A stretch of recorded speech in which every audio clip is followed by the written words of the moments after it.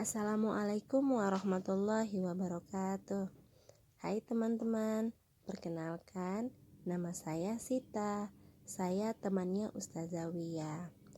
Hari ini kita akan belajar bab 1 tentang pecahan. Di sini kita akan belajar tentang berbagai bentuk pecahan.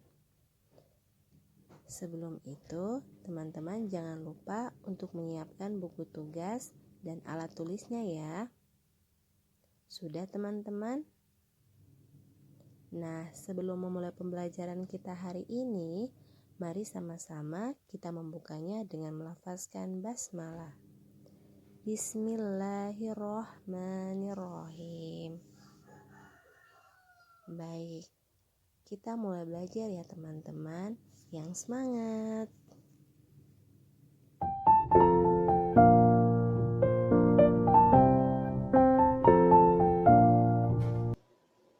Nah, kita akan belajar bab 1 tentang pecahan dengan kompetensi dasar 3.2 dan 4.2. Nah, sebelum memulai, kita tepuk fokus terlebih dahulu ya teman-teman, agar pada pembelajaran hari ini teman-teman semakin fokus pada pembelajaran matematika.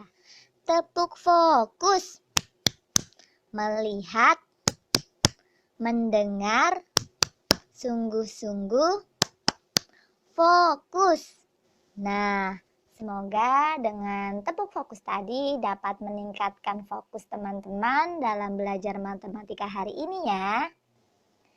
Kita akan belajar berbagai bentuk pecahan. Pecahan dibagi menjadi beberapa bentuk. Yang pertama, ada pecahan biasa. Yang kedua, ada pecahan campuran. Yang ketiga, ada pecahan desimal. Dan yang keempat, ada persen.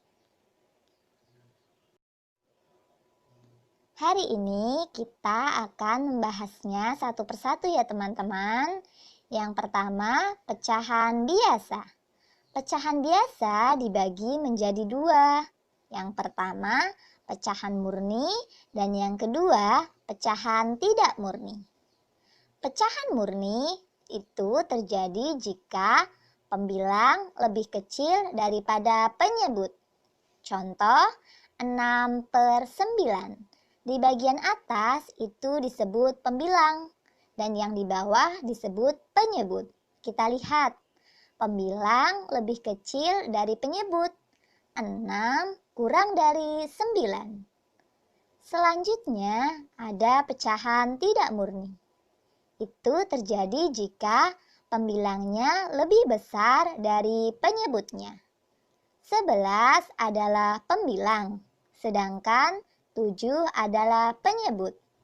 11 lebih besar daripada 7. Maka pecahan tersebut disebut sebagai pecahan tidak murni. Selanjutnya kita akan membahas pecahan campuran. Pecahan campuran terdiri atas bilangan bulat dan pecahan.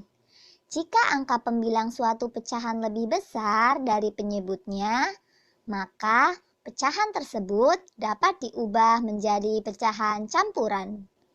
Untuk mendapat bentuk pecahan campuran dari pecahan biasa, bagilah pembilang pecahan dengan penyebutnya. Contoh, 4/3. 4 disebut sebagai pembilang, sedangkan 3 disebut sebagai penyebut. Kita akan membagi pembilang dengan penyebutnya. 4 lebih besar dari 3. 3/3 sama dengan 1. Jadi, 4/3 lebih besar dari 1. Kita lihat bagian bagan sisi kanan. 4/3 sama dengan 3/3 ditambah 1/3. 3/3 itu sama dengan 1. Jadi, 4/3 sama dengan 1/3. Nah, selanjutnya kita akan merubah pecahan campuran menjadi pecahan biasa. Kita bisa menggunakan rumus untuk mengubah pecahan. Misalnya, 2/3/4.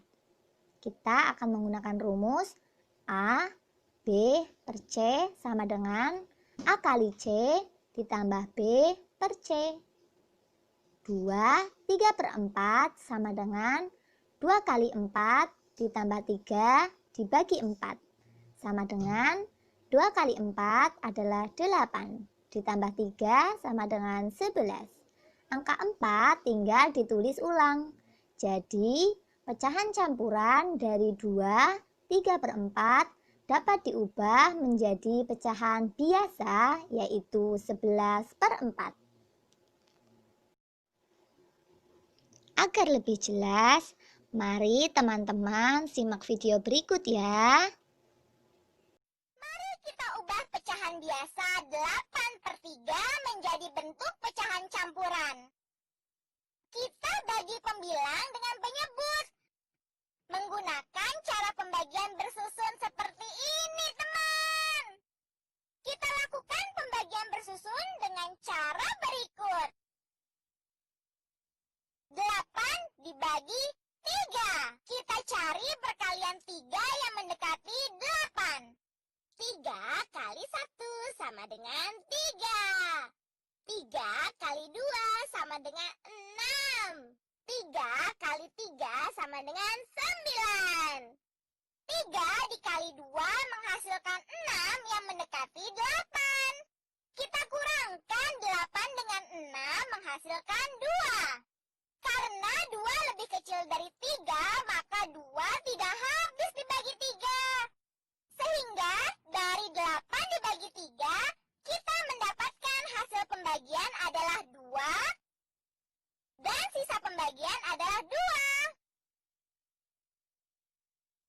2 dibagi 3 dapat ditulis 2/3.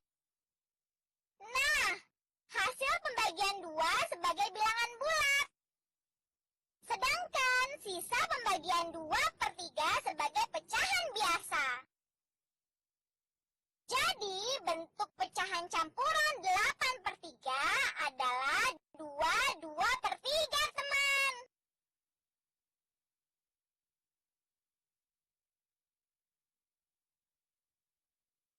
Mari kita ubah pecahan campuran 4/5/8 menjadi pecahan biasa dengan menggunakan rumus ini, teman.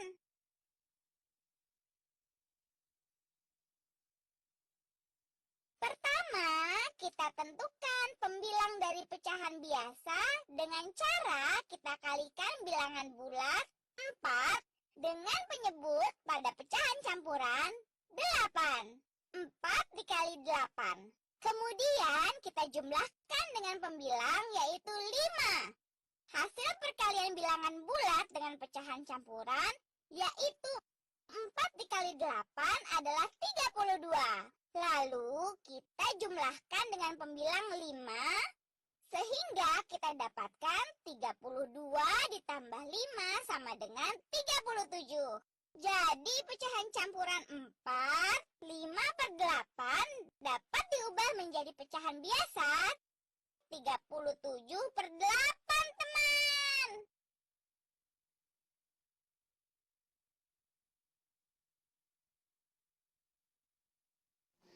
Selanjutnya yaitu pecahan desimal. Desimal adalah pecahan per 10, per 100, per 1000, dan seterusnya yang ditulis dengan menggunakan tanda koma. Contoh, 0,5. Bentuk pecahan desimal dengan satu angka di belakang koma. Kita bisa melihat ada satu angka di belakang koma, yaitu 5. Dalam bentuk pecahan, kita bisa menuliskannya 5/10. Angka 5 berada pada tempat per 10. Bilangan 0,5 dibaca 0,5 atau 5/10. Agar lebih jelas, yuk teman-teman kita simak video berikut ini. Pecahan desimal per seribuan. Perhatikan Bukan pecahan desimal perseribuan ini. Pecahan desimal perseribuan ini dibentuk dari pecahan yang berpenyebut 1000. 1000 memiliki 3 buah nol. Oleh karena itu, pada bentuk pecahan desimal perseribuan ini terdapat 3 angka di belakang koma.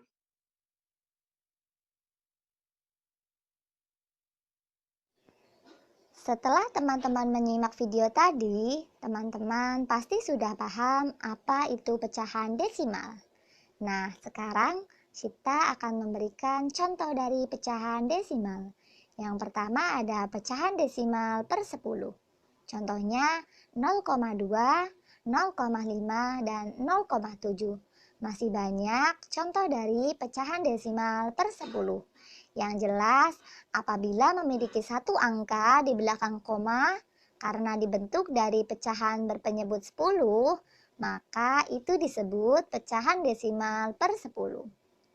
Selanjutnya, pecahan desimal per seratusan. Contohnya yaitu 0,02. Itu disebut sebagai pecahan desimal per seratusan karena memiliki 2 angka di belakang koma. Selanjutnya, pecahan desimal per seribuan 0,002.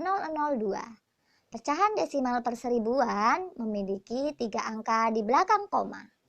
Nah, sudah jelas ya teman-teman?